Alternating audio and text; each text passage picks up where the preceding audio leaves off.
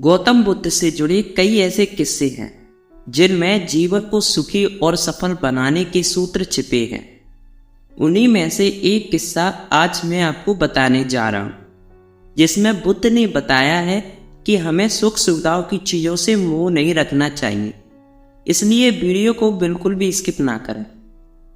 एक दिन बुद्ध अपने शिष्यों के साथ यात्रा कर रहे थे। यात्रा के दौरान ये सभी एक नदी के किनारे पहुंच जाते हैं। उसी समय नदी के किनारे पर 4 लोग एक नाव से उतर रहे थे। चारों बुद्धिमान और विद्वान दिख रहे थे, लेकिन जैसे ही वे नाव से उतरे, चारों आपस में बात करने लगे कि इस नाव की मदद से हमने नदी पार की है।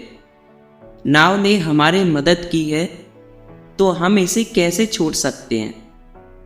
उनमें से एक व्यक्ति बोला कि सही बात है, जो हमारे काम आया है उसे नहीं छोड़ सकते।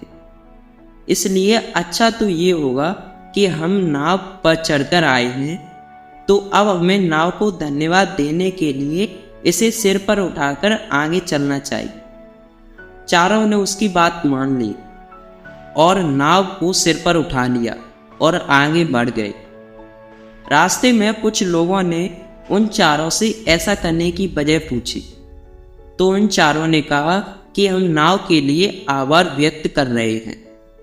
इस नाव ने हमारी मदद की है, इसलिए हम इसे सिर पर रखे हुए हैं। ये पूरी घटना बुद्ध और उनके शिष्य ध्यान से देख रहे थे।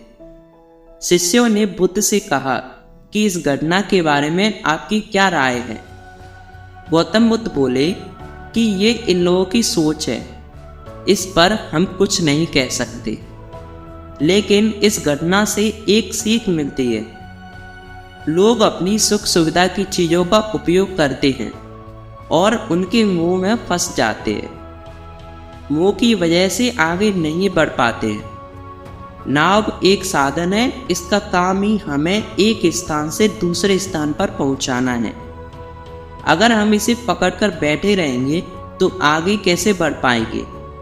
हमारे पास जो भी सुख सुविधा की चीज़ें हैं उनका उपयोग करें, लेकिन उनसे मोह ना रखें।